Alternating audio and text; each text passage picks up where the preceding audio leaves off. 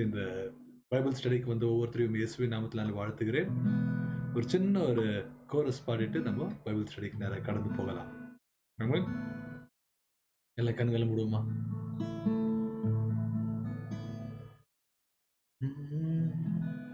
உங்க பிரசனத்தில் சீரகில்லாமல் பார்க்கிறேன்.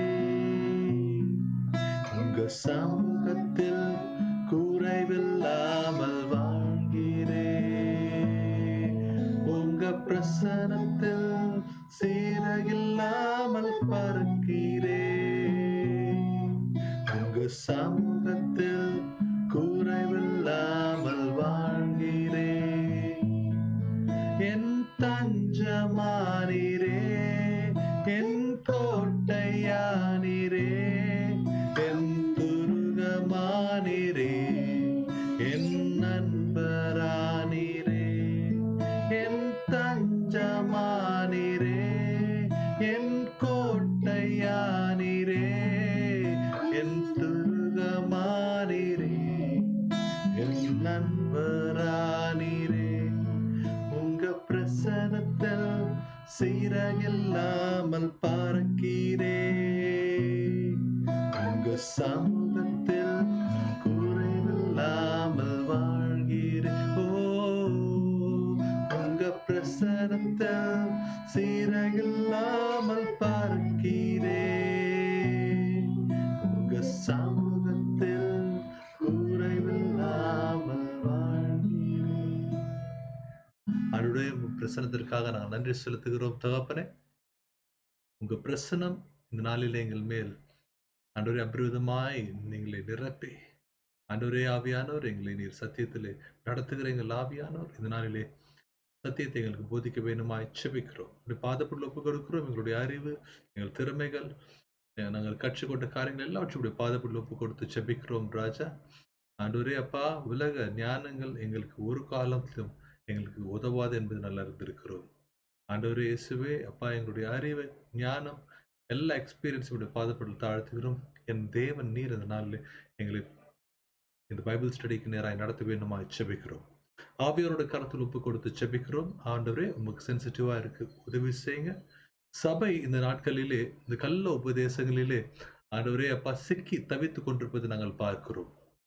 கிராமம் வரைக்கும் ஆண்டவரே, சின்ன சின்ன கிராமங்கள் வரைக்கும் கள்ள உபதேசங்கள் பரவி இருப்பதை நாங்கள் பார்க்கிறோம். ஆண்டவரே, ஒவ்வொரு கள்ள உபதேசங்களாய் நாங்கள் போய் எதிர்த்து நின்று கலைப்பிடுங்க எங்களால் முடியாது ராஜா. ஆனால் சபை எச்சரிக்கை செய்ய முடியும் தகப்பனே. எனவே நாங்கள் யாரையும் பர்சனல் அட்டாக் பண்ணாதபடிக்கு ராஜா, கள்ள உபதேசங்களை மாத்திரம் நாங்கள் ஆண்டவரே அப்பா ஆண்டவரை களை அடக்க, விசுவாசிகளை சபையை ஆண்டவரே அப்பா அதற்கு நாங்கள் எச்சரிக்கை செய்ய ஆண்டவரே நீர் இந்த நாளில் எங்களோடு நீர் பேச வேண்டுமா ஜெபிக்கிறோம். கருத்தில் ஒப்பு கொடுக்கிறோம். பெரிய காரியங்கள் செய்யுங்க. இயேசுவின் நாமத்தில் ஜெபிக்கிறோம் நல்ல பிதாவே. ஆமென். வழக்கம் போல நாம வந்து கள்ள உபதேசங்கள் குறித்து பார்த்து கொண்டிருக்கிறோம்.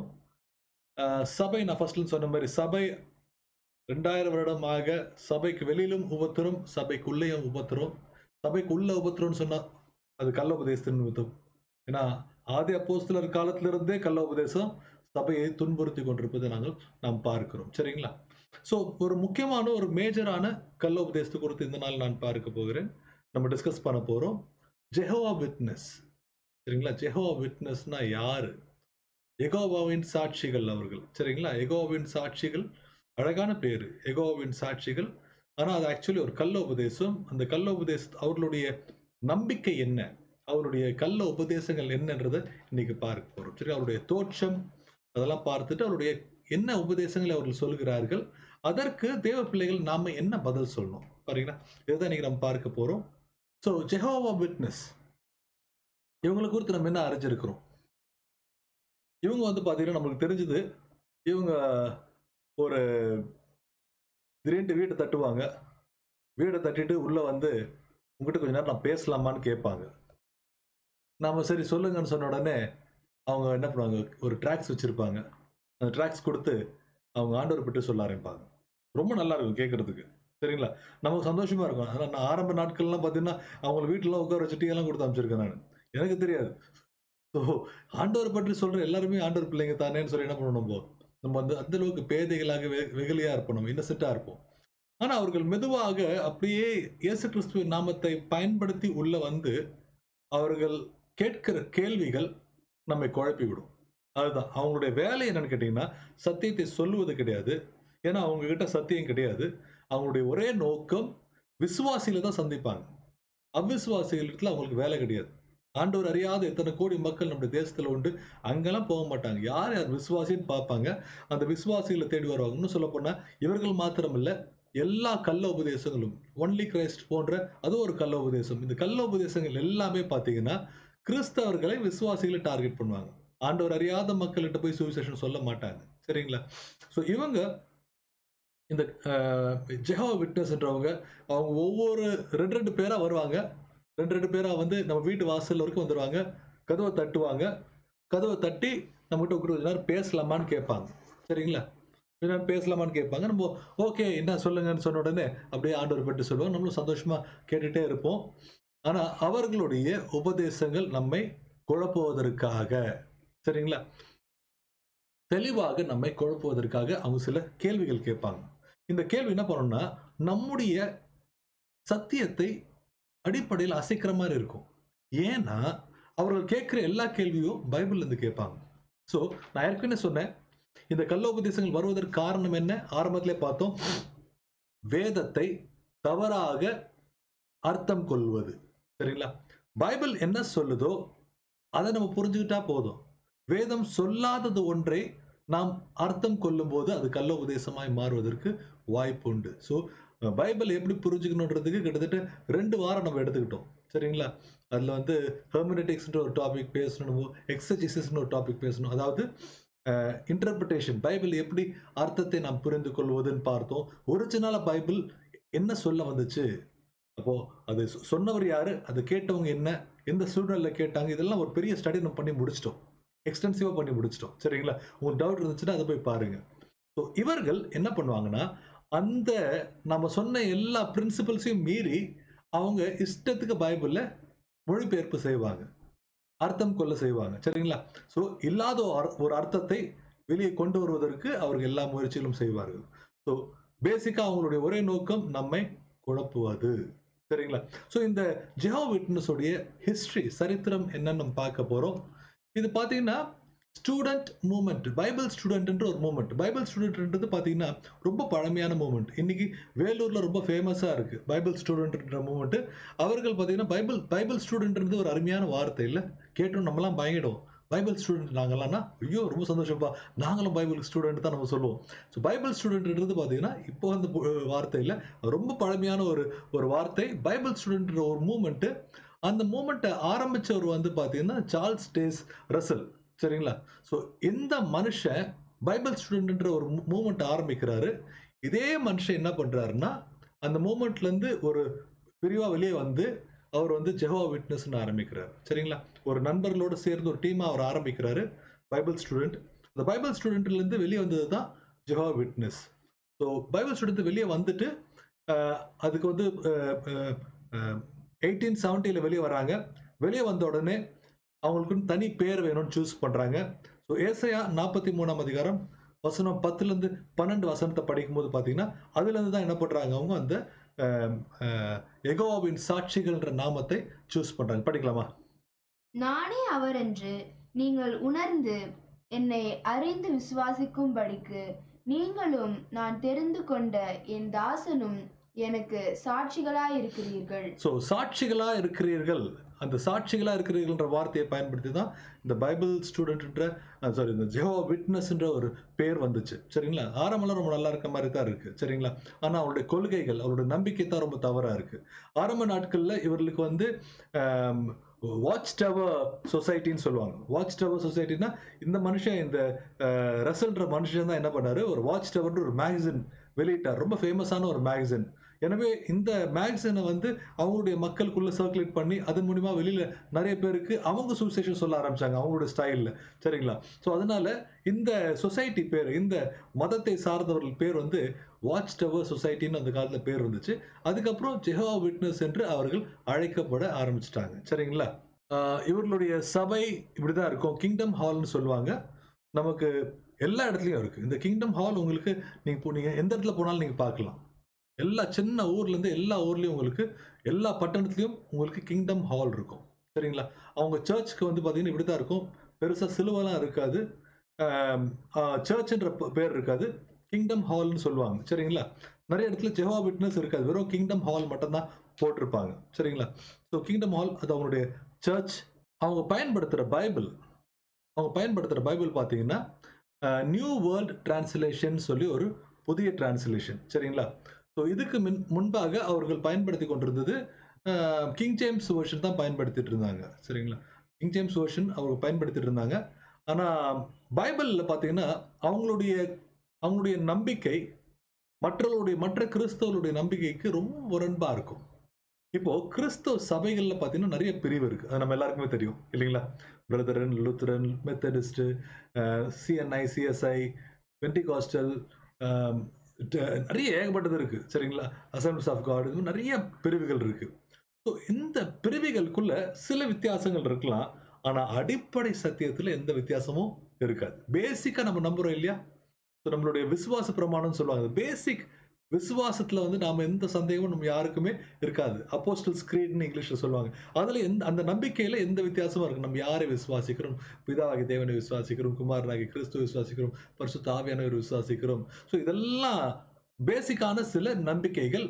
அதுல நம்முடைய சபைகளுக்குள்ள எந்த வித்தியாசமும் இருக்காது. சின்ன சின்ன வித்தியாசங்கள். ஞானசார கொடுப்பதுல வித்தியாசம் வரும். அந்நிய பாஷை பேசுவதில வித்தியாசம். இந்த ஒரு சின்ன சின்ன வித்தியாசங்கள் இருக்கலாம். இருக்குது. சரிங்களா? ஆனா இவர்களுடைய போதனைக்கும், கிறிஸ்தவருடைய போதனைக்கும் பெரிய வித்தியாசம். ஸோ இந்த பெரிய வித்தியாசத்த பார்த்தீங்கன்னா, அவர்களுடைய போதனைகள் வசனத்திலிருந்து எடுத்து பேசுவாங்க. அப்போ அந்த காலத்துல அநேகர் என்ன பண்ணாங்கன்னா, வசனத்திலிருந்து அவங்க கேள்வி கேட்டாங்க. கேள்வி கேட்டோனே அவங்களால பதில் சொல்ல முடியல.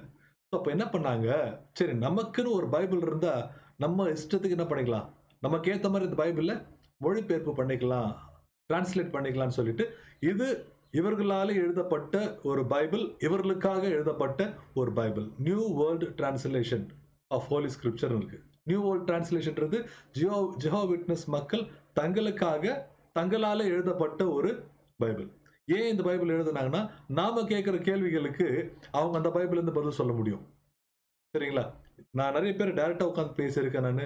அ ஒரு ஒரு சில பாயிண்ட்ல தர்க்கம் கூட ஏற்பட்டிருக்கு. நான் தர்க்கத்த நம்ப மாட்டேன். ஏன்னா தர்க்கத்தினால எந்த மனுஷனும் ரட்சிக்கப்பட மாட்டான். ஆனாலும் ஒரு ஒரு சில பாயிண்ட்ல பார்த்தீங்கன்னா, அவர்கள் தர்க்கம் பண்ண ஆரம்பிக்கும்போது, நான் வசனத்திலிருந்து கேள்வி கேட்டேன். கேட்கும்போது அவங்க என்ன பண்ணாங்கல்ல, அவங்களோட பைபிள் எடுத்து, "பாருங்க, நீங்க சொல்றீங்க ரைட்டு. ஆனா எங்களுடைய பைபிள் டிரான்ஸ்லேஷன்ல எப்படி போட்டிருக்கு பாருங்க." அப்படின்ட்டு அவங்க என்ன பண்றாங்க, படிச்சு காட்டுறாங்க. ரொம்ப வித்தியாசமா இருக்கு. வித்தியாசம் இல்ல. அது தேவ தூஷணம். தேவ தூஷணம்.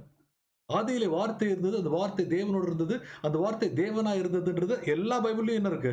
தேவனா இருந்தது தான் இருக்கு. ஆனா அவங்க பைபிள் எப்படி இருக்குன்னா, அந்த ஆதியில வார்த்தை இருந்தது. அந்த வார்த்தை தேவனோடு இருந்தது.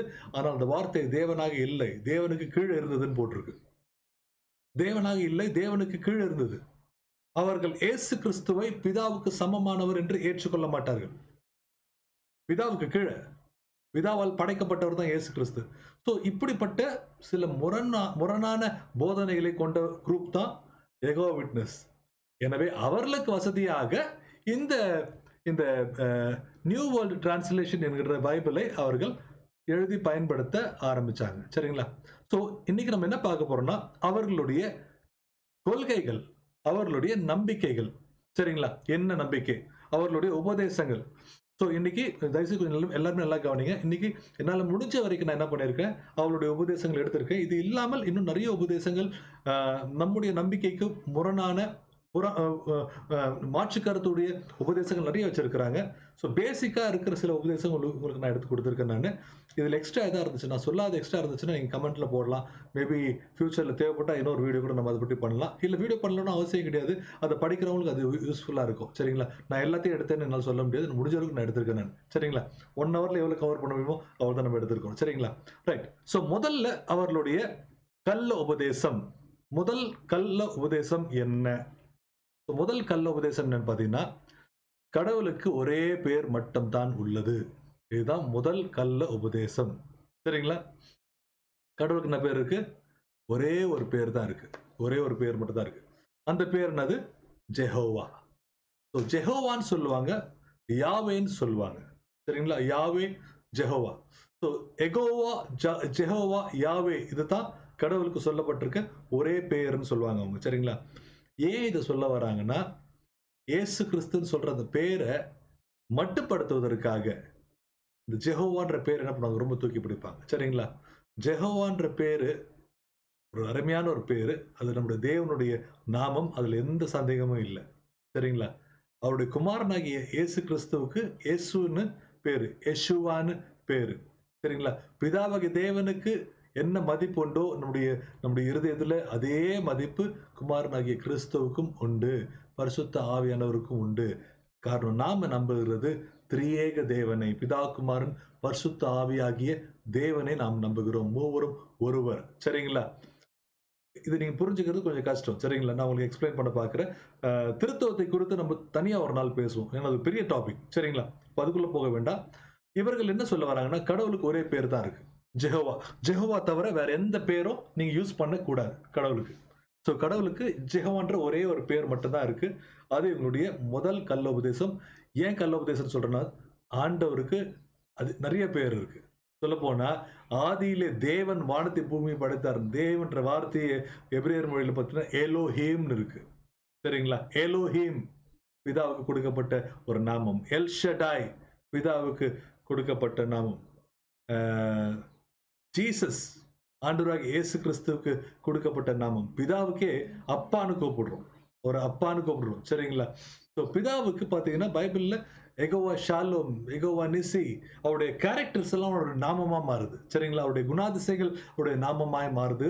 அந்த நாமத்தோட மக்கள் என்ன பண்றாங்க? அவர கூப்பிட ஆரம்பிக்கிறாங்க. சரிங்களா? சோ பிதாவுக்கு நெறைய பேர் இருக்கு பைபிள்ல. சரிங்களா? ஒரே தேவன், ஒரு தேவனை நம்ம எப்படி வேணுமோ அழைக்கலாம். சரிங்களா? அவருடைய குணங்கள் வெளிய வரும். ஏன்னா பிதாவுக்கு வந்து பார்த்தீங்கன்னா, நல்லா யோசிச்சு பாருங்க.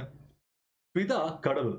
நம்ம எல்லாரையும் படைக்கிறதுக்கு முன்னாடி ஏற்கனவே உருவாக்கப்படாதவர் அவரு.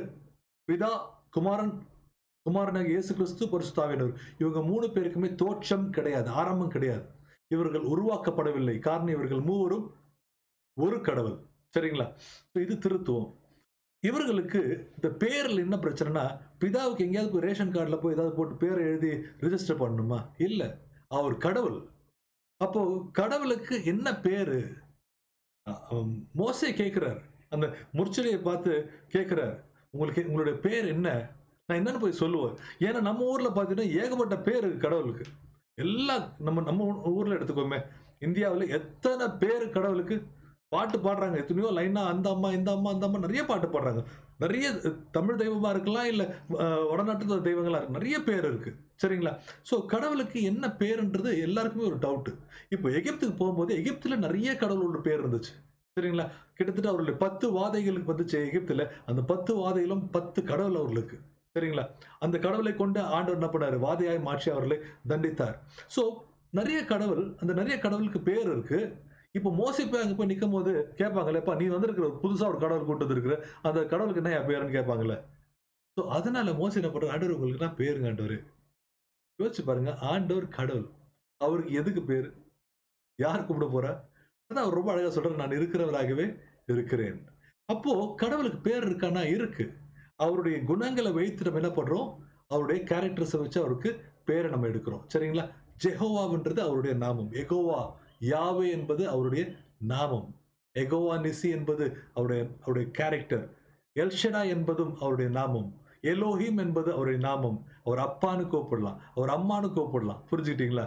சோ எனவே கடவுளுக்கு ஒரே ஒரு பெயர் மட்டும் தான் இருக்கு என்பது அவர்களுடைய கள்ளோபதேசம். அவங்க ஏதாவது கேள்வி கேட்டாங்கன்னா, நீங்க தைரியமா பதில் சொல்லலாம். கடவுளுக்கு ஒரே ஒரு பெயர் மட்டும் இல்ல. சரிங்களா? 2வது பார்த்தீங்கன்னா, அவங்க திருத்துவத்தை அவங்க நம்ப மாட்டாங்க. சரிங்களா? இந்த பாயிண்ட் நம்ம ஏற்கனவே பார்த்துட்டோம். அவர்கள் திருத்துவம் திருத்துவம்னு என்ன அர்த்தம்? திரியேக தேவன். பிதா, குமாரன், பரிசுத்த ஆவி. பிதாவாகிய தேவன், குமாரனாகிய இயேசு கிறிஸ்து, பரிசுத்த ஆவியாகிய ஆண்டவர், கடவுள். சோ இந்த பிதாவையும், இயேசு கிறிஸ்துவையும், பரிசுத்த ஆவியையும் நாம் நம்புறோம் இல்லையா? இந்த நம்பிக்கைக்கு பேர் தான் திருத்துவம். அவர்கள் அந்த திருத்துவத்தை நம்ப மாட்டாங்க. ஏன் நம்ப மாட்டாங்கன்னா, அவங்க இந்த திருத்துவத்துல பிதா ஒருவர் மாத்திரம் தான் கடவுளு. இயேசு கிறிஸ்துவும், பரிசுத்த ஆவியும் கடவுள் கிடையாதுன்னு சொல்றாங்க அவங்க. சரிங்களா? சோ அப்போ இயேசு கிறிஸ்து யாரு?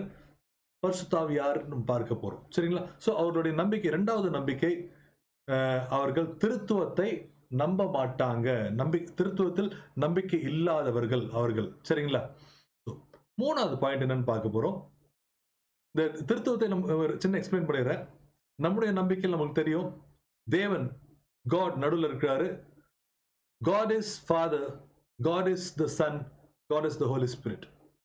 தேவன் பிதாவாக இருக்கிறார், தேவன் குமாரனாக இருக்கிறார், தேவன் பரிசுத்தாவியானவராக இருக்கிறார். ஆனா அதே நேரத்துல பிதா குமாரன் கிடையாது, குமாரன் பரிசுத்தாவி கிடையாது, பரிசுத்தாவி தேவன் கிடையாது. இது நம்மளுக்கு புரிஞ்சுக்கணும்னா உண்மையாவே இது ஒரு பெரிய டாபிக். என்னைக்காவது ஒரு நாள் நம்ம அதுல ஒரு வீடியோ நான் பண்ணணும்னு ஆசைப்படுறேன். ஒரு பைபிள் ஒரு பெரிய டாபிக், அதை நம்ம கண்டிப்பா படிப்போம். சரிங்களா? சோ இந்த திருத்துவத்தை இவர்கள் நம்ப மாட்டாங்க. சரிங்களா? இவர்கள் பிதாவை மாத்திரம் நம்புவாங்க, இயேசு கிறிஸ்துவையும் பரிசுத்த ஆவியினரும் அவர்கள் நம்ப மாட்டாங்க. சரி, அப்ப அவர்களை பொறுத்த வரைக்கும் இயேசு கிறிஸ்து என்றால் யார்? ஏன்னா அவங்க பைபிள் வச்சிட்டு இருக்காங்க, கையில பைபிள் வச்சிட்டு இருக்காங்க இல்லையா? பைபிளை கையில வச்சிட்டு இருக்கும்போது அந்த பைபிள்ல அவங்க என்னத்தான் அவங்க டிரான்ஸ்லேஷன் மாத்தி மாத்தி பண்ணாலும் இயேசு கிறிஸ்துன்ற பேர் அவங்களால அழிக்க முடியாது. ஸோ இயேசு கிறிஸ்துனா யாரு? அவங்களுடைய அடுத்த 3வது கள்ள உபதேசம் பார்த்தீங்கன்னா, இயேசு கிறிஸ்து பிதாவுக்கு சமமானவர் கிடையாது. அதுதான் அவங்களுடைய கள்ள உபதேசம். பிதாவுக்கு சமமானவர் கிடையாது. அதுக்கு அவர்கள் பயன்படுத்துகிற வசனம் என்னன்னு பார்த்தீங்கன்னா, யோவான் 14ஆம் அதிகாரம் 28ஆம் வசனம். நான் போவேன் என்றும் திரும்பி உங்களிடத்தில் வருவேன் என்றும் நான் உங்களுடனே சொன்னதை கேட்டீர்களே. நீங்கள் என்னில் அன்புள்ளவர்களாயிருந்தால் பிதாவினிடத்திற்கு போகிறேன் என்று நான் சொன்னதை குறித்து சந்தோஷப்படுவீர்கள். ஏனெனில் என் பிதா என்னிலும் பெரியவராயிருக்கிறார். ஆமென். சோ இயேசு கிறிஸ்து சொன்ன இந்த வசனத்தை பிடிச்சுக்குவாங்க. அவங்க என்ன சொல்றாங்கன்னா, இயேசு கிறிஸ்து சொல்றதா நாங்க கேட்கிறோங்க. இயேசு கிறிஸ்து என்ன சொல்றாரு? என் பிதா என்னிலும் பெரியவராக இருக்கிறாரு, அதனால நாங்க பேசாம பிதாவே நாங்க வணங்கிடுறோம். எதுக்கு இயேசு வணங்கணும்? அதாவது இயேசு கிறிஸ்து தான், பிதா தான் இயேசு கிறிஸ்துவோட பெரியவரா இருக்கிறாரு.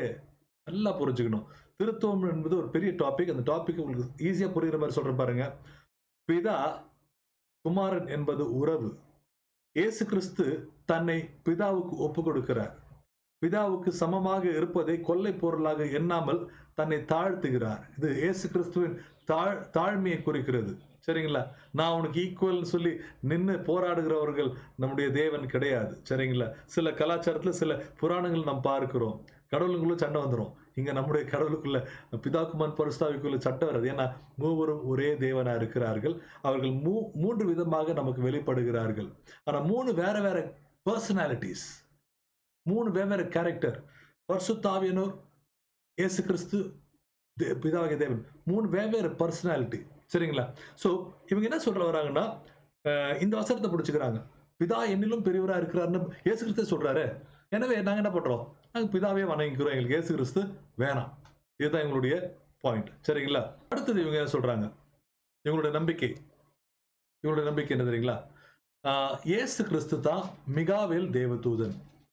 பழைய ஏற்பாட்டுல வந்த மிகாவேல் தேவதூதன் தான் இயேசு கிறிஸ்து. ஸோ இயேசு கிறிஸ்து வந்து தேவன் கிடையாது, அவர் சிருஷ்டிப்பவர் கிடையாது, சிருஷ்டிக்கப்பட்ட ஒரு சிருஷ்டி. ஏன்னா மிகாவேல் தேவதூதனை பிதா உருவாக்கினார். சரிங்களா? இப்போ எப்படி ஸ்டெப் பை ஸ்டெப் போறாங்க. அவங்க இயேசு கிறிஸ்து தான் பழைய ஏற்பாட்டுல வந்த மிகாவேல் தேவதூதன் தான் இயேசு கிறிஸ்து அப்படின்னு இயேசு கிறிஸ்துவும் மிகாவேல் தேவதூதனும் ஒண்ணுன்னு சொல்லிடுறாங்க. சரிங்களா? சோ ஆர்க்ஏஞ்சல் மைக்கேலும் ஜீசஸும் ஒண்ணுன்னு சொல்றாங்க. சொல்லிட்டு அவன் என்ன சொல்றாங்கன்னா, ஆர்க்ஏஞ்சல் மைக்கேல், அதாவது மிகாவேல் தேவதூதனை உருவாக்கினது யாரு? பிதா. எனவே இயேசு கிறிஸ்து உருவாக்கப்பட்டவர் அப்படின்ற ஒரு பயங்கரமான அப்பட்டமான பொய்யை சொல்கிறாங்க. சரிங்களா? கொலோசியர் 1ஆம் அதிகாரம் 16ஆம் வசனத்தை வாசிப்போம். ஏன்னா இவங்க இப்படிதான் பேச ஆரம்பிப்பாங்க. அதற்கு சில வசனத்தெல்லாம் பயன்படுத்துவாங்க. சரிங்களா? இன்னொரு விஷயம் சொல்ற பாருங்க. பழைய ஏற்பாட்டுல ஆண்டவராகிய இயேசு கிறிஸ்து சில இடத்துல வெளிப்படுவார், தேவதூதனை போல வெளிப்படுவார். அங்க அந்த இடத்துல அவருக்கு ஜெனரலா கொடுக்கப்படுகிற பேர் பார்த்தீங்கன்னா கர்த்தருடைய தூதனானவர்னு இருக்கும். சரிங்களா? சோ இந்த வசனம் எதுக்குன்னா, பழைய ஏற்பாட்டுல இயேசு கிறிஸ்து தன்னை ஒரு தூதனாக வெளிப்படுத்துகிறார். கர்த்தருடைய தூதனாக வந்து மனுஷரோடு பேசுகிறார். இவங்க அதை வச்சு என்ன பண்றாங்கன்னா, மிகாவேலும் இயேசு கிறிஸ்துவும் ஒண்ணுன்னு சொல்லி இயேசு கிறிஸ்து மிகாவேல், எனவே மிகாவேல் சிருஷ்டிக்கப்பட்டவர், எனவே இயேசு கிறிஸ்துவும் சிருஷ்டிக்கப்பட்டவர், அவர் வந்து சிருஷ்டிக்கும் தேவன் கிடையாது அப்படின்னு சொல்லி ஒரு பாயிண்ட் சொல்றாங்க. கொலோசியர் 1ஆம் அதிகாரம் 16ஆம் வசனத்தை வாசிப்போம். ஏனென்றால் அவருக்குள் சகலமும் சிருஷ்டிக்கப்பட்டது. பரலோகத்தில் உள்ளவைகளும் பூலோகத்தில் உள்ளவைகளும் ஆகிய பாருங்க, பரலோகத்துல இருக்கிறதையும் சரி, பூலோகத்துல இருக்கிறதையும் சரி, அடுத்து இன்ட்ரெஸ்டிங்கா ஒண்ணு சொல்றாங்க பாருங்க. காணப்படுகிறவைகளும் காணப்படுகிறவைகளும் காணப்படாதவைகளுமான காணப்படாதவைகளுமான சகல வஸ்துகளும் ஆ, சிங்காசனங்கள் ஆனாலும் சிங்காசனங்கள் ஆனாலும் கர்த்தத்துவங்கள் ஆனாலும் ம், துரைத்தனங்கள் ஆனாலும் ம். அதிகாரங்கள் ஆனாலும் ம். சகலமும் அவரை கொண்டும் அவருக்கென்றும் சிருஷ்டிக்கப்பட்டது. சகலமும் அவரை கொண்டும் அவருக்கென்றும் சிருஷ்டிக்கப்பட்டது. எல்லாமே யாருக்காக உருவாக்கப்பட்டது? இயேசுவுக்காக உருவாக்கப்பட்டது. யாரால உருவாக்கப்பட்டது? இயேசுவால உருவாக்கப்பட்டது. வசனம் தெளிவாய் சொல்லுகிறது. சோ இந்த வசனத்தை நீங்க எடுத்து கேள்வி கேட்டுருவீங்கல்ல. அப்ப அதுக்கு என்ன பண்ணுவாங்கன்னா, அவங்க வேற பைபிள் வச்சிருப்பாங்க. அந்த பைபிள்ல இந்த வசனத்தை கொஞ்சம் அப்படியே எந்த அளவுக்கு மாத்த முடியுமோ அத மாத்தி வச்சிருப்பாங்க. குழப்புறவங்க அவங்க. சரிங்களா? வேதத்தை புரட்டுகிறவர்கள், வேதத்தை குழப்புகிறவர்கள். ஏன் இவ்வளவு கோவமா பேசுறேன்னா, அவங்களுடைய உபதேசத்தை தான் நான் எதிர்க்கிறேன். அவர்களை நாம் எதிர்க்கவில்லை. தேவ பிள்ளைகள் நாம ஒருவேளை உங்க வீட்டு வாசல்ல அவங்க வந்தாங்கன்னா, அவங்கள ஹார்ஷா ட்ரீட் பண்ணாதீங்க. அவங்கள வெளிய போன்னு சொல்லாதீங்க. அவங்களோட முடிஞ்ச அளவுக்கு அவங்களோட சாந்தமா பேசி, ரெஸ்பெக்ட்டோட பேசி, ஆனா அதே நேரத்துல அவர்களுடைய நம்பிக்கை தவறு என்பதை சொல்லுங்க. நீங்க எடுத்தோனே வெளிய போன்னு சொல்லிட்டீங்கன்னா, அப்புறம் அவங்கள திருத்துவதற்கும், அவர்களுக்கு எச்சரிக்கை செய்வதற்கும், அவர்களுடைய கொள்கை, அவருடைய சத்தியம் தவறு என்பது நாம் சொல்வதற்கு நமக்கு வாய்ப்பே இல்லாம போயிடும். இந்த இந்த பைபிள் ஸ்டடி எதுக்குன்னா, நீங்க தேறினவர்களாய் மாறி, உங்கள தேடி வர்றவங்களுக்கு கரெக்ட்டான பதில் நீங்க குடுக்கணும். யாருக்கு தெரியும்? எத்தனையோ சாட்சிகள் நான் கேள்விப்பட்டிருக்கேன். எத்தனையோ சாட்சிகள் YouTubeல இருக்கு. ஜெகோவா விட்னஸ்ல பல வருடமா இருந்தவங்க, அவங்க ஆண்டவராகிய இயேசு கிறிஸ்துவை அறிந்து கொண்டு வெளிய வந்து இன்றைக்கு ஒரு பெரிய ஊழியக்காரர்களா இருக்கிறாங்க. வெளிய வந்து இன்னைக்கு ஆண்டவராகிய இயேசு கிறிஸ்துவை நம்பிட்டு ஒரு நிறைவான வாழ்க்கை வாழ்ந்து கொண்டிருக்கிறாங்க. யாருக்கு தெரியும்? இந்த பைபிள் ஸ்டடி மூலியமாக நீங்க இதெல்லாம் கத்துக்கிட்டு, உங்கள கேள்வி கேட்கிறவங்களுக்கு வேதத்துல இருந்து ரொம்ப தாழ்மையோட பதில் சொல்லி பாருங்களேன். அவர்கள் ரட்சிக்கப்படுவதற்கு வாய்ப்பு உண்டு. சரிங்களா? சோ இங்க வேதத்துல தெளிவா போட்டிருக்கு. சகலமும் இயேசுவாலே உருவாக்கப்பட்டது, இயேசுவுக்காக உருவாக்கப்பட்டது. எல்லாமே காண்கிறவைகள், காணாதவைகள், காணப்படாதவைகள், வானத்துல இருக்கிற காரியங்கள், பூமியில இருக்கிற காரியங்கள், கர்த்தத்துவம், அதிகாரம், துரைத்தனம் எல்லாமே இயேசுவாலே, இயேசுவுக்காக உருவாக்கப்பட்டது. எனவே இயேசு கிறிஸ்து சிருஷ்டிக்கப்பட்ட ஒரு பொருள் கிடையாது. அவர் சிருஷ்டிக்கும் தேவன். He is a creating God. சரிங்களா? அவர் சிருஷ்டிக்கும் தேவன். அடுத்த பாயிண்ட் பார்க்க போறோம். இது 4வது பொய். இவர்கள் சொல்லும் 4வது பொய். இவர்கள் சொல்லும் 5வது பொய் நாம் பார்க்க போறோம். சரிங்களா? 5வது கள்ள உபதேசம். என்னன்னு பாத்தீங்கன்னா, இயேசு ஒரு சாதாரண மனிதர் மட்டுமே. Jesus Christ was a mere man, a mere human being. ஒரு சாதாரண மனிதன். அவ்வளவுதான். அதுக்கு மேல இல்லைங்க. ஸோ இவங்களுடைய கொள்கையை பார்த்தீங்கன்னா, நம்ம ஆளுங்க நம்ம ஊர்ல அதை வச்சுக்குவாங்க. ஆமாங்க, நாங்களும் அதுதான் சொல்லிட்டு இருக்கோம். இயேசு கிறிஸ்து சாதாரண மனுஷன். அவர் யோகி. நம்ம ஊர்ல நிறைய யோகிகள்லாம் இருக்கிறாங்க இல்லையா? அந்த மாதிரி இயேசு கிறிஸ்து ஒரு யோகி. அவர் யோகாவை பிராக்டிஸ் பண்ணவரு. இந்தியால யோகா கத்துக்கிறதுக்காக வந்தாரு அவரு. வந்து ஒரு இமயமலையில போய் யோகா கத்துக்கிட்டாராம். சரிங்களா? நம்ம ஆளுங்க சொல்றது, இதை ஒருத்தன் புஸ்தகம் எழுதியிருக்கிறான். இந்த புஸ்தகத்தை வச்சு நம்ம ஆளுங்க பயங்கரமா பேசுறாங்க. சரிங்களா? நடக்காத சம்பவங்கள். சரிங்களா? சோ இங்க இவர்களுடைய ஒரு பயங்கரமான ஒரு உபதேசம், இயேசு கிறிஸ்து ஒரு சாதாரண மனிதர் மட்டுமே. சரிங்களா? சோ வேதம் என்ன சொல்லுகிறது? பார்க்கலாமே. வேதம் என்ன சொல்கிறது? யோவான் 1ஆம் அதிகாரம் 1ஆம் வசனம் நமக்கு தெரியும். ஆதியிலே தேவன் படிமா. ஆதியிலே வார்த்தை இருந்தது. அந்த வார்த்தை தேவனிடத்தில் இருந்தது. அந்த வார்த்தை தேவனாக இருந்தது. ஆதியிலே வார்த்தை இருந்தது, வார்த்தை தேவனோடு இருந்தது, வார்த்தை தேவனாக இருந்ததுன்னு பாக்குறோம். அப்போ அந்த வார்த்தை, இயேசு கிறிஸ்துக்கு இன்னொரு பேரு வார்த்தையானவர். சரிங்களா? சோ வார்த்தையாக இருந்த தேவன், வார்த்தை தேவனும் ஒன்றாக இருந்தாங்க. அந்த வார்த்தை தேவனாக இருந்தது. அதைத்தான் அவங்க பைபிள் என்ன பண்ணிருப்பாங்கன்னா, அந்த வார்த்தை தேவனாக இல்லை, தேவனுக்கு கீழே உருவாக்கப்பட்ட ஒரு பீயிங், ஒரு ஒரு சிருஷ்டியாக இருந்ததுன்னு போட்டிருக்கு அவங்களுடைய பைபிள்ல. சரிங்களா? அது ரொம்ப பெரிய வேத புரட்டு. பைபிள வந்து தப்பா இன்டர்பிரட் பண்ணியிருக்கிறாங்க. அது தேவ தூஷணம். சரிங்களா? நம்முடைய வேதம் என்ன சொல்கிறது? அந்த வார்த்தை தேவனாக இருந்தது. The word was with God. The word was God. 14ஆம் வசனத்துல சொல்லப்பட்டிருக்கு, அந்த வார்த்தை மாமிசமாகி கிருபையினாலும் சத்தியத்தினாலும் நிறைந்தவராய் நமக்குள்ளே வாசம் செய்தார். யாரு? நம்முடைய ஆண்டவராகிய இயேசு கிறிஸ்து. நம்முடைய ஆண்டவர், அந்த வார்த்தை தேவனோடு இருந்தவர், தேவனுக்கு சமமாக இருந்தவர். அவ்வளவுதான். வேதத்துக்கு மேல நம்மளுக்கு அறிவு வேண்டாம். வேதம் என்ன சொல்லுகிறதோ அதுக்கு மேல யோசிக்கிறது நம்மளுக்கு அறிவு வேண்டாம். சரிங்களா? ஒரு ஒரு அரசாங்கத்தை பொறுத்த வரைக்கும், ஒரு சட்டத்தை பொறுத்த வரைக்கும் அப்பாவும் மகனும் ஈக்குவல். ஆமாவா இல்லைங்களா? ஒரு சட்டத்தை எடுத்துக்கொள்வோமே. சட்டத்தை எடுத்துட்டு இந்த உலகத்துல இருக்க எல்லா மனிதர்களும் சட்டத்துக்கு முன்பாக சமமானவர்கள். நம்ம இந்திய தேசத்துடைய சட்டத்தை எடுத்துக்கொள்வோமே. இந்திய தேசத்து சட்டத்துல எல்லா எல்லா ஜாதி மக்கள், எல்லா மதத்தை சார்ந்தவர்களும் சட்டத்துக்கு முன்பாக சமமானவர்கள். அதுல ஒருத்தன் அப்பாவா இருப்பான், இன்னொருத்தன் மகனா இருப்பான். சரிங்களா? சமமானவர்கள் என்று சட்டம் சொன்னாலும், மகன் தன் தகப்பனை தனக்கு ஈக்குவலான ஆளுன்னு சொல்லி எண்ணி அவமானப்படுத்த மாட்டான். ஒரு தாழ்மையோட தன் தகப்பனை நேசிப்பான். அதுதான் இவர்களுக்குள்ள இருக்கிற அந்த ஒற்றுமை, அந்த தாழ்மை. சரிங்களா? இயேசு கிறிஸ்து பிதாவுக்கு சமமானவராய் இருப்பதை கொள்ளை பொருளாய் எண்ணவில்லை. அவர் தன்னை தாழ்த்தினார். கொலோசியர் 2ஆம் அதிகாரம் 9ஆம் வசனத்தை வாசிக்கலாம். கொலோசியர் 2:9. ஏனென்றால் தேவத்துவத்தின் பரிபூரணம் எல்லாம் சரீர பிரகாரமாக அவருக்குள்ளே வாசமாய் இருக்கிறது. பாருங்க, அருமையான ஒரு வசனம். தேவத்துவத்தின் பரிபூர்ணம். தேவனுடைய குணங்கள், டிவினிட்டி. சோ தேவத்துவத்தின் பரிபூர்ணம் எங்க இருக்கான்? அது இயேசு கிறிஸ்துவுக்குள்ளே வாசமா இருக்கான். So it became a flesh. ஒரு மாமிசமாக மாறி, அந்த வார்த்தை மாமிசமாக மாறி மனிதர்களுக்குள்ளே அவர் வாசம் செய்தார், நடந்தார், சாப்பிட்டார், தூங்கினார், அவங்களோட வாழ்ந்தார் ஆண்டவர். சரிங்களா? அந்த ஆண்டவர் யாருன்னு பாத்தீங்கன்னா தேவத்துவத்தின் பரிபூர்ணம். பிதாவுடைய மகிமை. யோசிச்சு பாருங்க, பிதா எவ்வளவு பெரிய தெய்வம், பிதாவுடைய மகிமை, பரிசுத்த ஆவியானவர், இவர்களுடைய தெய்வத்துவத்தின் பரிபூர்ணம் எங்க இருக்கா? இயேசு கிறிஸ்துக்குள்ள இருக்கா. சரிங்களா? எனவே இவர்கள் சொல்கிற உபதேசம் பொய்யான உபதேசம், கள்ள உபதேசம். இந்த கள்ள உபதேசத்தை நாம நம்ப வேண்டிய அவசியம் இல்லை. இது 5வது பொய். இவர்கள் சொல்கிற அடுத்த பொய், 6வது பொய் என்னன்னு பாத்தீங்கன்னா,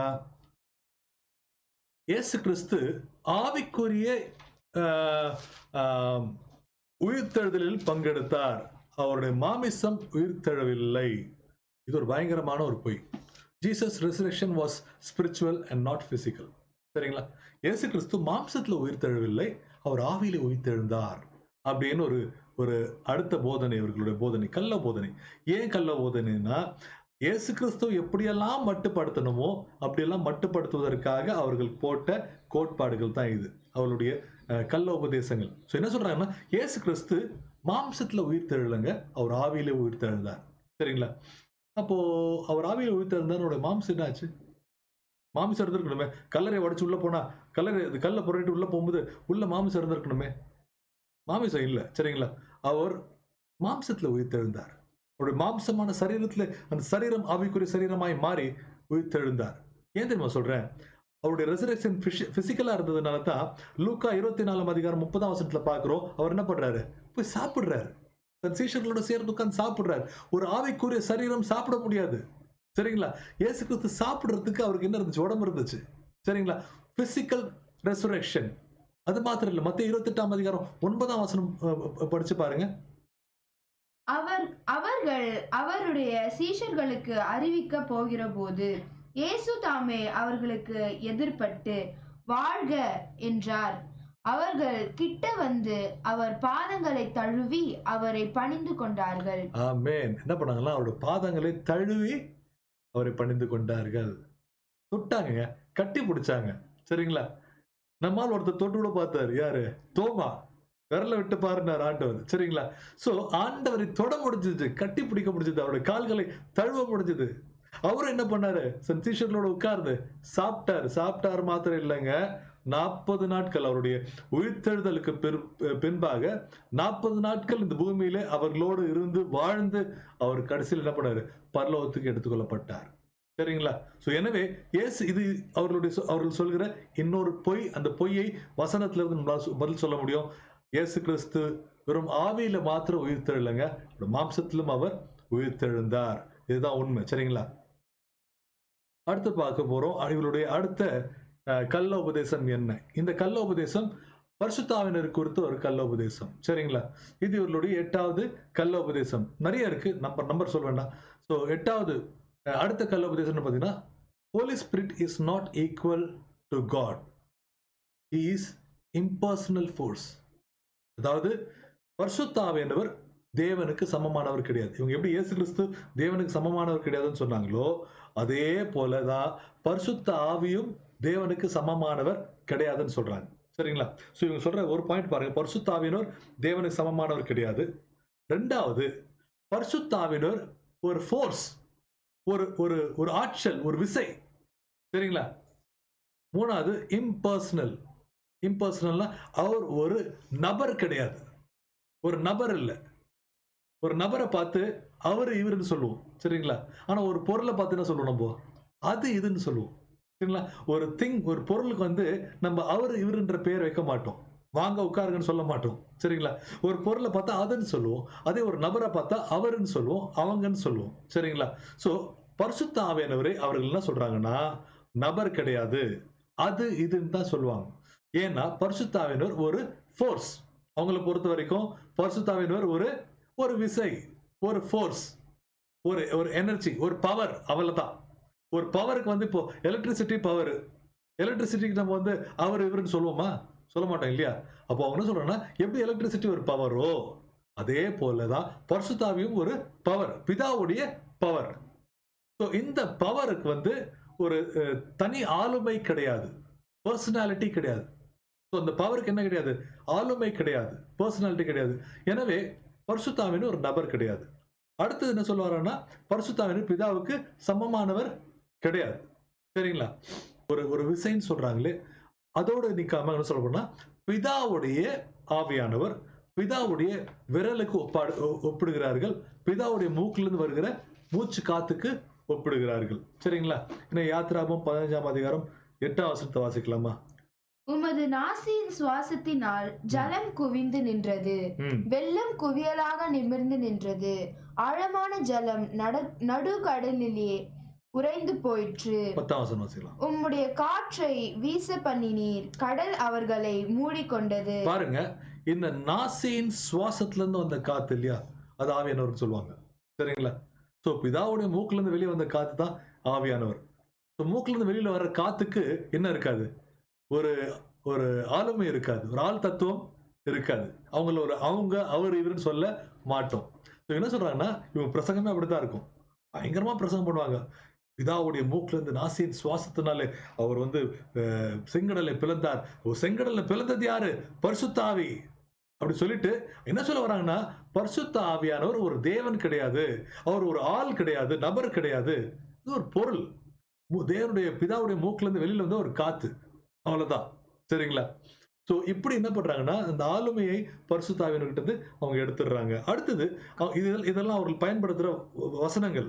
சரிங்களா? நான் சொன்ன வசனம் பாத்தீங்கன்னா, அவர்கள் தர்க்கம் செய்வதற்கு பயன்படுத்துகிற வசனங்கள். இன்னொரு வசனம் பாத்தீங்கன்னா, லூக்கா 11ஆம் அதிகாரம் 13ஆம் வசனம். பொல்லாதவர்களாகிய நீங்கள் உங்கள் பிள்ளைகளுக்கு நல்ல ஈவுகளை கொடுக்க அறிந்திருக்கும் போது, பரமபிதாவானவர் தம்மிடத்தில் வேண்டிக் கொள்ளுகிறவர்களுக்கு பரிசுத்த ஆவியை கொடுப்பது அதிக நிச்சயம் அல்லவோ என்றார். ஆமென். வேண்டிக் கொள்கிறவர்களுக்கு பரிசுத்த ஆவியானவர் யார் கொடுக்கிறா? பிதா கொடுக்கிறார். இந்த வசனத்தை வச்சுட்டு என்ன சொல்லுவாங்கன்னா, அவங்க பரிசுத்த ஆவியானவர் தானா யார்கிட்டயும் போக மாட்டாரு, தானா எதையுமே செய்ய மாட்டாரு. பிதா யார்கிட்ட அனுப்புகிறாரோ அங்க மட்டும் தான் பரிசுத்த ஆவியானவர் போவாரு. பிதா என்ன செய்ய சொல்றாரோ அதை மட்டும் தான் பரிசுத்த ஆவியானவர் செய்வாரு. அதாவது பிதாவுடைய கைகளாக, விரலாக செயல்படுகிறவர் தான் பரிசுத்த ஆவியானவர். பரிசுத்த ஆவியானவருக்கு தனியா ஒரு ஆளுமை கிடையாது, அவர் ஒரு தனி தேவன் கிடையாது, அவர் கடவுள் கிடையாது. பிதாவுடைய தேவனுடைய பவர், பிதாவுடைய தேவனுடைய வல்லமைன்னு ஒரு பயங்கரமான பொய் சொல்லுவாங்க. இது சரியான ஒரு பொய். சரிங்களா? வேதம் தெளிவாய் சொல்கிறது, பரிசுத்த ஆவியாகிய தேவன் என்று சொல்லுகிறது. சரிங்களா? பரிசுத்த ஆவியாகிய தேவனை ஆண்டவர் ஒரு தேற்றரவாளன் என்று பிதா சொல்லுகிறார், இயேசு கிறிஸ்து சொல்கிறார். நான் போறவங்களுக்கு யார் அனுப்புறேன்? ஒரு தேற்றரவாளனை அனுப்புகிறேன். தேற்றரவாளன் என்றால் ஒரு ஆள் தத்துவம் உடைய, ஒரு ஆளுமை உடைய ஒரு நபர். சரிங்களா? சோ அது இதுன்னு சொல்லி ஆவியானவருடைய வல்லமையை குறைத்து எடை போடக்கூடாது. இது இவர்களுடைய கள்ள உபதேசம். சரிங்களா? அடுத்த பொய் என்னன்னு பார்க்கலாம். இவங்க சொல்ற அடுத்த பொய் என்னன்னு பாத்தீங்கன்னா, பரலோகத்துல 1,44,000 பேர் தான் இருப்பாங்க. சரிங்களா? இது இவங்க மட்டும் சொல்ற பொய் இல்ல, இவங்களோட சேர்ந்து இன்னும் ஒரு சில பெந்தெகோஸ்து சபையிலயும் இந்த பொய்யை சொல்லிட்டு இருக்கிறாங்க. சரிங்களா? இது ஒரு பெரிய இது வந்து இஸ்ரவேலில் ரட்சிக்கப்படுகிறவர்களுடைய முழு தொகை. ஒரு கோத்திரத்துல 12,000, 12 கோத்திரத்துல கணக்கு போட்டு பாத்தீங்கன்னா 1,44,000 பேர். இது யாருன்னா இஸ்ரவேல் மக்கள். முழு உலகத்துல ரட்சிக்கப்படுகிற மக்கள் குறித்து சொல்லப்படல. இஸ்ரவேல் மக்கள். இஸ்ரவேல் மக்களுக்கு சுவிசேஷம் சொல்லப்படும். கடைசி காலத்துல 2 சாட்சிகள் வருவார்கள். அவர்கள் இஸ்ரவேல் மக்களுக்கு சுவிசேஷத்தை சொல்லி அவர்கள் மனம் திரும்புவார்கள். கண்டிப்பாக எந்த மக்களுக்காக இயேசு கிறிஸ்து இந்த பூமியில பிறந்தாரோ, மரித்தாரோ, எந்த மக்களை ஆபிரகாமை பிதா தெரிந்து கொண்டாரே, ஆபிரகாம் ஒரு யூதன். எந்த மக்களுக்குள்ளாக இயேசு கிறிஸ்து பிறந்தாரோ, காணாமல் போன ஆடுகளாகிய இஸ்ரவேல் மக்கள், அந்த மக்களில் ஒரு தொகை ரட்சிக்கப்படும். அந்த தொகை முழுமையா இருக்கும். முழுமை பரிபூர்ணத்திற்கு அடையாளம் 1,44,000 பேர். ஒருவேளை லிட்டரலா இத்தனை பேர் தான் ரட்சிக்கப்படுவாங்கன்னா கூட அது இஸ்ரவேல் மக்களுக்குள்ள இருக்கிற அந்த தொகையை மாத்திரம் தான் குறிக்கும். முழு உலகத்தின் தொகை கிடையாது. சரிங்களா?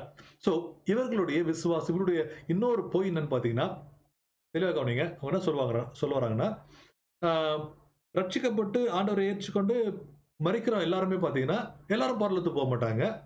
1,44,000 பேர் மட்டும் பரலோகத்துக்கு போயிடுவாங்க. மீதி பேர் பாத்தீங்கன்னா ஒரு பாரடைஸ், ஒரு பரதேசி இருக்கும். அந்த பரதேசியில இருப்பாங்க. அவங்க சந்தோஷமா இருப்பாங்க. பரதேசில எப்படி ஆதாம் ஏவாள் எப்படி ஏதேன் தோட்டத்துல ஜாலியா இருந்தாங்களோ, அந்த மாதிரி ஒரு பரதேசி ஆண்டு உருவாக்கிடுவார் இவங்களுக்கு. அதான் நம்ம எல்லாருக்குமே அவங்க சொல்றது, உலகத்துல ரட்சிக்கப்படுகிற எல்லாருக்குமே ஒரு பரதேசி உண்டாக்கிடுவார், ஒரு பாரடைஸ். அந்த பாரடைஸ்ல எல்லா மக்களும் இருப்பாங்க. ஆனா 1,44,000 பேர் மக்கள் தான் எங்க போவாங்க? அவர்கள் மாத்திரம் தான் பரலோகத்துல போய் பரலோகத்துல தேவனோடு அரசாழ்வார்கள்னு சொல்லுவாங்க. சரிங்களா? ஆனா அதுலயே அடிப்படை தவறான நம்பிக்கை. ஏன்னா பரலோகத்துல நீங்க யார போய் அரசாள போறீங்க? அரசாட்சி என்பது பரலோகத்துல கிடையாது. சரிங்களா? அரசாட்சி எப்போ நடக்க போகுதுன்னா, இந்த பூமியிலே ஆண்டவராகிய இயேசு கிறிஸ்து பூமியில வரும்போது தம்முடைய பரிசுத்தவான்களோடு வந்து அவர் இந்த பூமியில 1000 வருடம் அரசாட்சி செய்ய போகிறார். அல்லேலூயா. ஆண்டவராகிய இயேசு கிறிஸ்து இந்த பூமியிலே புதிய வானம் புதிய பூமி படைத்த ஆண்டவர் இங்கே வந்து 1000 வருடம் அரசாட்சி செய்ய போகிறார். சரிங்களா? அன்றைக்கு யாரெல்லாம் அவரோடு சேர்ந்து அரசாட்சி செய்ய போறோம் தெரியுங்களா? வேதம் சொல்லுகிறது, வசனத்தின் நிமித்தம் சிறைச்சேதம் செய்யப்பட்டவர்களும், அந்த மிருகத்தையாவது அதன் சுரூபத்தையாவது வணங்காமல் இருந்த அந்த மக்கள் உயிர்த்தெழுந்து என்ன பண்ணுவாங்களா? அவரோடு அரசாழ்வார்கள் என்று வேதம் சொல்கிறது. அரசாள்கிற உரிமை ஆண்டு யாரு கொடுக்கிறாரு? இரத்த சாட்சிகளாய் மறிக்கிறவர்கள், இயேசு கிறிஸ்துவுக்காக, இயேசு கிறிஸ்துவ நிமித்தம் இரத்த சாட்சிகளாய் மறிக்கிறவர்களுக்கு அரசாள்கிற உரிமையை பிதா கொடுக்கிறார். பரலோகத்துல அரசாட்சி கிடையாது. நல்லா ஞாபகம் வச்சுங்க. வேதத்தை ஒழுங்கா படிச்சு வெளிப்படுத்தல் தெளிவாய் போட்டிருக்கு. வெளிப்படத்துல படிச்சு பாத்தீங்கன்னா 20ஆம் அதிகாரத்துல தெளிவா போட்டிருக்கு. இயேசு கிறிஸ்து இந்த பூமியில வந்து அரசாளும் போது இயேசுக்காக மறித்தவர்களோடு சேர்த்து அரசாழ்வார்கள். சரிங்களா? சிங்காசனங்களை கண்டேன், அதன் மேல் உட்கார்ந்திருந்தார்கள். நியாய தீர்ப்பு கொடுக்கும்படி அவர்களுக்கு அதிகாரம் கொடுக்கப்பட்டது. யாருங்க அவங்க? மிருகத்தையாவது இந்த சொரூபத்தையாவது வணங்காமலும் கிறிஸ்துவின் நிமித்தம் சுவிசேஷ நிமித்தம் சிறைச்சேதம் செய்யப்பட்டவர்கள். இவங்க தான் அரசாள்வாங்க. எனவே இவர்கள் சொல்கிற இந்த வசனம் ஒரு பொய். 1,44,000 பேரு பரலோகத்துல அரசாள்வாங்க. மீதி பேர் எல்லாருமே பரதேசின்னு ஒரு இடத்துல இருக்கும், ஒரு ஏதேன் தோட்டத்துல மாதிரி அந்த இடத்துல இருப்பாங்கன்னு சொல்வது இது பயங்கரமான ஒரு பொய், அப்பட்ட பொய். அடுத்த பொய்யை பார்க்க போறோம். இவர்கள் பாத்தீங்கன்னா பர்த்டே கொண்டாட மாட்டாங்க. தெகோவா விட்னஸை சார்ந்தவர்கள் பிறந்தநாள் கொண்டாட மாட்டாங்க, கிறிஸ்துமஸ் கொண்டாட மாட்டாங்க, ஈஸ்டர் கொண்டாட மாட்டாங்க, இண்டிபெண்டன்ஸ் டே கொண்டாட மாட்டாங்க. அவங்களுக்கு சுதந்திர தினம், குடியரசு தினம் எதுவுமே கிடையாது. சரிங்களா? ஏன்னா உலகத்தோட தங்களை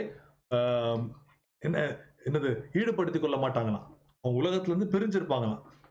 உலகத்துல தான் வேலை செஞ்சு சம்பளம் வாங்கிக்குவாங்க. அதுக்கு மட்டும் சம்பளம் வாங்குறதுக்கு மட்டும் உலகம் தேவை. சரிங்களா? சம்பளம் வாங்குறதுக்கு மட்டும் கவர்மெண்ட் சீல் போட்டு எல்லாம் வாங்கிக்குவாங்க. அரசாங்கத்துல வேலை எல்லாம் செய்வாங்க.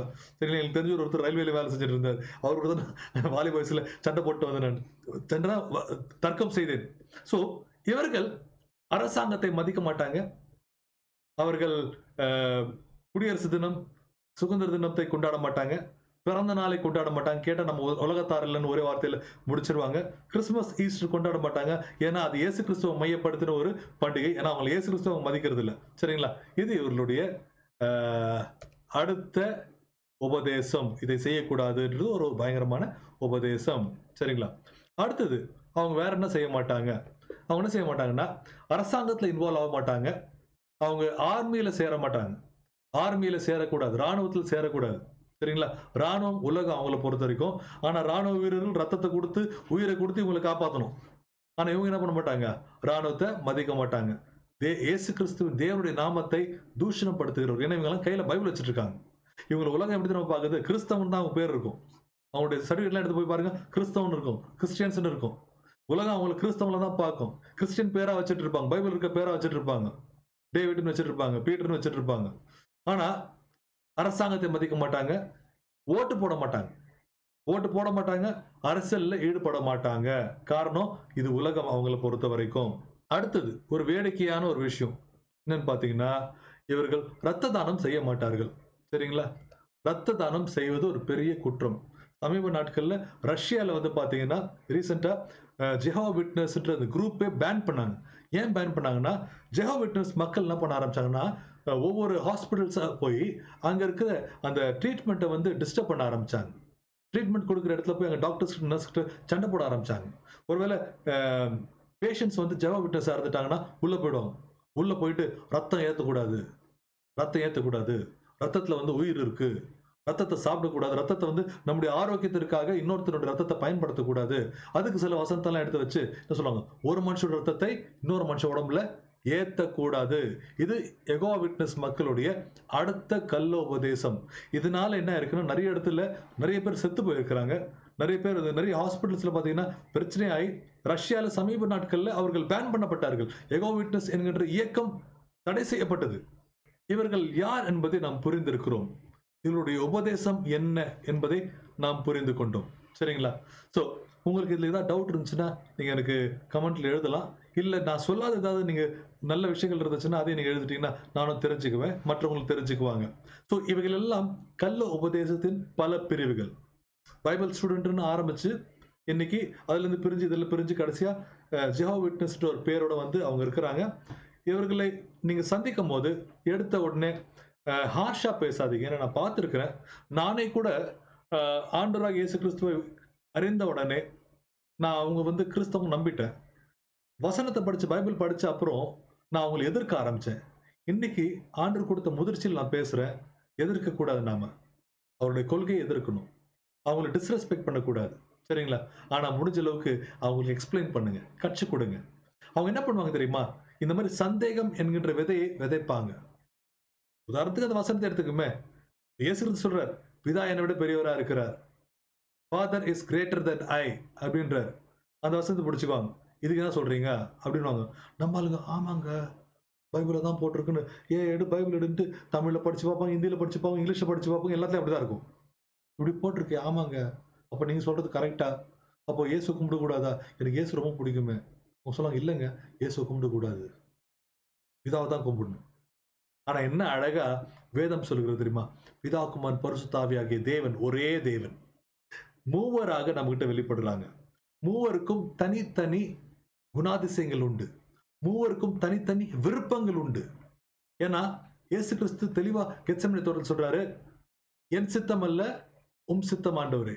அப்போ மூவருக்கும் தனித்தனி சித்தம் உண்டு. ஆனா மூவரும் ஒரே தேவன், தேவனாக இருக்கிறார்கள். சரிங்களா? 3 வெவ்வேறு கடவுள் கிடையாது. மூவரும் ஒரே தெய்வம். சோ கிறிஸ்தவர்கள் ஒரு தெய்வத்தை வணங்குகிறவர்கள். நல்லா ஞாபகம் வச்சுங்க. 3 கடவுளை வணங்குற கூட்டம் கிடையாது. சரிங்களா? கிறிஸ்தவர்கள் ஒரு தெய்வனை வணங்குகிறோம். அந்த ஒரு தேவன் தம்மை வெவ்வேறு விதமாய் நமக்கு வெளிப்படுத்துகிறார்.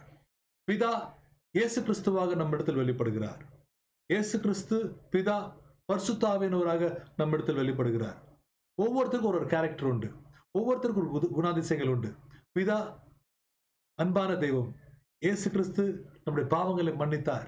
பரிசுத்த ஆவியானவர் நம்மை நீதியின் பாதையில் நிறுத்தி பாவத்திலிருந்தும் பாவத்திலிருந்து நம்மை வெளியே கொண்டு வந்து பரிசுத்த வாழ்க்கை வாழ வைக்கும்படி நம்ம எச்சரிக்கை செய்து நம்மை பரிசுத்தவானாய் மாற்றி நம்மை பரலோகத்துக்கு கொண்டு செல்கிற தேவனா இருக்கிறார். அது மாத்திரம் இல்ல, நம்முடைய மாம்சத்தை மீண்டும் உயிர்ப்பிக்கிற தேவன் பரிசுத்த ஆவியானவர். ஸோ இதை நாம் புரிந்து கொள்ள வேண்டும். அவங்க என்ன பண்ணுவாங்கன்னா, விசுவாசிங்க எதுல வீக்கா இருக்காங்கன்னு பார்ப்பாங்க. சரிங்களா? இயேசு கிறிஸ்து உயிர் தெரிந்தாரான்னு டவுட் கேட்டா, நீங்க ஆணி அடிச்சு சொல்லுவீங்க, ஆட இயேசு கிறிஸ்து உயிர் தெரிந்தாருங்க, உங்களுக்கு தான் டவுட். நல்லா ஸ்ட்ராங்கா பேசுறோம். ஏன்னா நம்மளுக்கு எல்லாம் தெரியும் இயேசு கிறிஸ்து உயிர் தெரிந்தாருன்னு சொல்லி. அந்த மாதிரி டாபிக் போக மாட்டாங்க. எந்த டாபிக் கேள்வி கேட்டா நம்ம டவுட் படுவோமோ அந்த மாதிரி டாபிக் என்ன பண்ணுவாங்க? கேள்வி கேட்பாங்க. சரிங்களா? சோ எனவே இந்த நாளிலே கள்ள உபதேசங்களை குறித்து நாம் பார்த்து கொண்டிருக்கிறோம். அதுல ஜெகோவா விட்னஸ் என்ற கள்ள உபதேசத்தை பார்த்திருக்கிறோம். நம்ம அதுல உங்களுக்கு ஏதாவது டவுட் இருந்துச்சுன்னா நீங்க எக்ஸ்ட்ரா ஸ்டடி பண்ணிக்கலாம். யூடியூப்ல நிறைய விஷயங்கள் இருக்கு, நிறைய புக்ஸ் இருக்கு. நல்ல ஆவிக்குரிய ஊழியக்காரங்கள் அதை குறித்து பேசியிருக்கிறாங்க. உங்களுக்கு நான் சுருக்கத்தை மட்டும் தான் கொடுத்துருக்கேன். நான் அதை கொடுத்து படிங்க. அவங்க கேள்வி கேட்கும் போது தைரியமா பதில் சொல்லுங்க. வசனத்துல தேறினவர்களா இருங்க. வசனத்தை நோட் பண்ணி வைங்க. அந்த வசனத்தை எடுத்து சொல்லுங்க. இந்த வசனம் இப்படி போட்டிருக்கு. இதுக்கு என்ன அர்த்தம்னு கேளுங்க. சரிங்களா? இயேசு கிறிஸ்து உருவாக்கப்பட்டவரா? இல்ல உருவாக்கும் தெய்வமான்னு கேட்பாங்க. நம்ம உருவாக்கும் தெய்வம் சொல்லுவோம். அப்படியே வசனத்தை எடுத்துட்டு வந்து என்ன பண்ணுவாங்க? குழப்பி இயேசு கிறிஸ்து உருவாக்கப்பட்டவர். பழைய ஏற்பாட்டுல இயேசு கிறிஸ்து தான் மிகாவேல் தேவதூதன். அப்படி இப்படின்னு சொல்லுவாங்க. சரிங்களா? பயந்துராதீங்க. எடுங்க கொலோசையர் எடுங்க. படிச்சு காட்டுங்க. கொலோசையர்ல போட்டிருக்கு. சகலம் அவர் மூலமாய் அவருக்கென்றும் உருவாக்கப்பட்டது.